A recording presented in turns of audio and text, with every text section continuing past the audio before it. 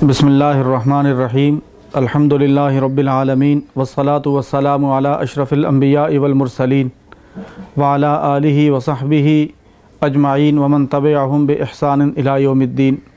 ناظرین محترم، ہر سال محرم الحرام کا مہینہ آتا ہے اور محرم الحرام کی اہمیت اور محرم الحرام کی نزاکت اس حوالے سے میڈیا میں گفتگو کی جا رہی ہوتی ہے، ہمارے اخبارات، میڈیا میں، حتیٰ کہ مساجد میں، عبادت گاہوں میں۔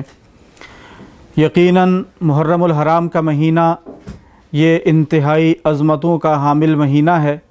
عظمتوں کی داستانیں محرم الحرام کے مہینہ سے وابستہ ہیں۔ حضرت عبداللہ ابن عباس رضی اللہ تعالیٰ عنہ روایت فرماتے ہیں، رحمت کائنات صلی اللہ علیہ وسلم مدینہ منورہ تشریف لائے۔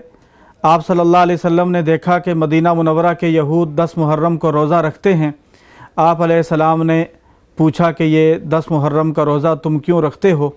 یہود کہنے لگے کہ اس دن حضرت موسیٰ علیہ السلام اور ان کی امت کو لشکر فرعون سے نجات ملی تھی، اس خوشی میں ہم 10 محرم کا روزہ رکھتے ہیں۔ تو آپ صلی اللہ علیہ وسلم نے ارشاد فرمایا کہ ہم تم سے زیادہ موسیٰ علیہ السلام کی موافقت کا حق رکھتے ہیں۔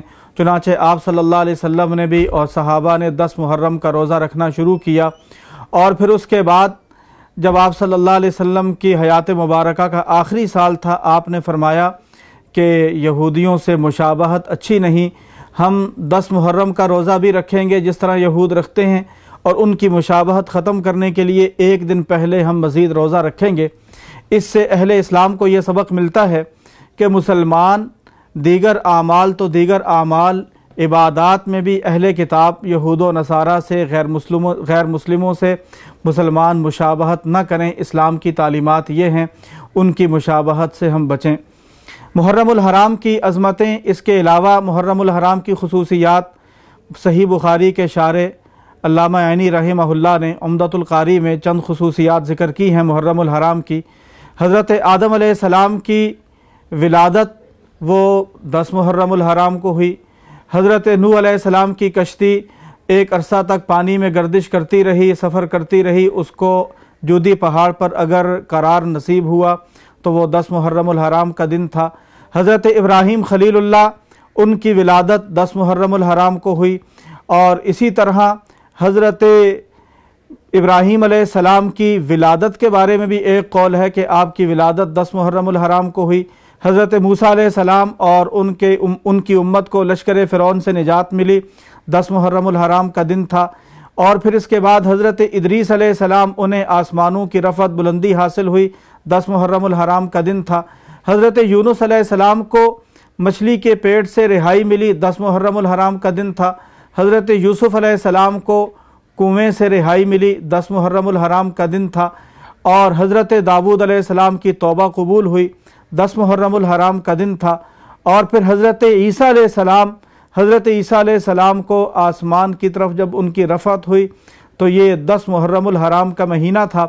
اور پھر 10 محرم الحرام کا دن ہے نواسۂ رسول حضرت حسین بن علی رضی اللہ تعالیٰ عنہ، انہیں شہادت کا اعزاز ملا، تو یہ 10 محرم الحرام کا دن تھا۔ اس سے اندازہ ہوتا ہے کہ صرف اسلام ہی نہیں، دنیا کے تمام مذاہب میں محرم کے مہینہ کو ایک اہمیت اور خصوصیت حاصل رہی ہے۔ محرم کا مہینہ پہلے سے ایک شہرت کا حامل مہینہ تھا، حتیٰ کہ مشرکین مکہ وہ جن 4 مہینوں کو اشہر حرم کہتے تھے، 4 مہینے ان کے ہاں جو احترام، جن مہینوں کی حرمت اور احترام جس کے مشرکین مکہ بھی قائل تھے، ان 4 مہینوں میں ایک مہینہ محرم الحرام کا ہے۔ تو محرم کی عظمت وہ واقعہ کربلا سے بہت پہلے سے مسلم چلی آ رہی ہے، اور اسی عظمت کے تسلسل اور ایک کڑی حضرت حسین رضی اللہ تعالیٰ عنہ کی شہادت بھی ہے کہ آپ کو شہادت کی خلعت وہ نصیب ہوئی، تو یہ 10 محرم الحرام کا مہینہ تھا۔ 10 محرم الحرام کے مہینہ میں مسلمانوں میں کچھ ایسے تصورات بھی پنپ چکے ہیں جن تصورات کا اسلامی تعلیمات سے کوئی تعلق نہیں۔ مثلا محرم الحرام کے مہینہ کو غم اور سوگ کا مہینہ قرار دے دیا گیا ہے، اور شادی وغیرہ اس طرح کی خوشی کی تقریبات محرم الحرام میں منعقد نہیں کی جاتی، حالانکہ اسلامی تعلیمات سے ان چیزوں کا کوئی تعلق نہیں ہے۔ خود رسالت مآب صلی اللہ علیہ وسلم کا نکاح ام المومنین سیدہ خدیجۃ الکبریٰ رضی اللہ تعالی عنہا سے ہوا تو وہ محرم الحرام کا مہینہ تھا۔ حضرت سیدہ فاطمۃ الزہراء رضی اللہ تعالی عنہا، ان کا نکاح سیدنا علی مرتضیٰ سے ہوا، محرم الحرام کا مہینہ تھا۔ تو محرم الحرام کے مہینہ میں ایسی کوئی بات نہیں کہ اس کو غم کا مہینہ قرار دے کر شادی اور غمی کی تقریبات وہ اس مہینہ میں چھوڑ دی جائیں، بلکہ اسلامی تعلیمات میں اگر کسی کی شہادت کی بنا پر اس دن کو، مہینے کو غم کا مہینہ قرار دے دیا جائے، غم کا دن قرار دے دیا جائے، تو آپ اسلامی تاریخ کا مطالعہ کریں۔ اسلامی تاریخ میں شاید ہی کوئی دن بچتا ہو جس دن کوئی بڑی شخصیت وہ شہید نہ ہوئی ہو۔ آپ اندازہ کریں سیدنا ابو بکر رضی اللہ تعالیٰ عنہ خلیفہ اول، ان کی شہادت ہوئی کہ ان کو زہر دیا گیا، ان کی وفات وہ اس زہر کے سبب سے ہوئی، وہ بھی شہادت کی ایک قسم ہے۔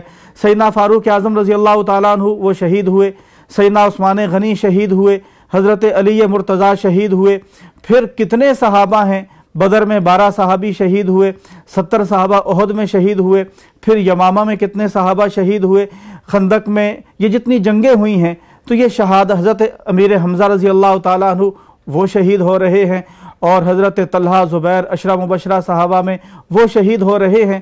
تو یہ شہادتوں کی ایک لمبی داستان ہے۔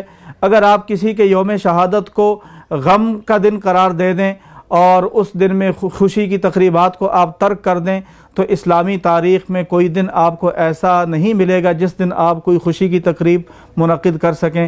حضرت حسین رضی اللہ تعالیٰ عنہ یقیناً اس دن شہید ہوئے، آپ نے شہادت کا اعلیٰ رتبہ حاصل کیا، اور شہید ہو کر وہ فوت مرے نہیں بلکہ حیات جاوداں انہوں نے حاصل کی ہے، ہمیشہ کی زندگی انہوں نے پالی، ہمیشہ کی کامیابیاں ان کے حصے میں آئیں۔ تو محض اس طرح کے تصورات جو مستند نہ ہوں، مسلم نہ ہوں، ان تصورات کی پیروی نہیں کرنی چاہیے۔ وما علینا الا البلاغ المبین۔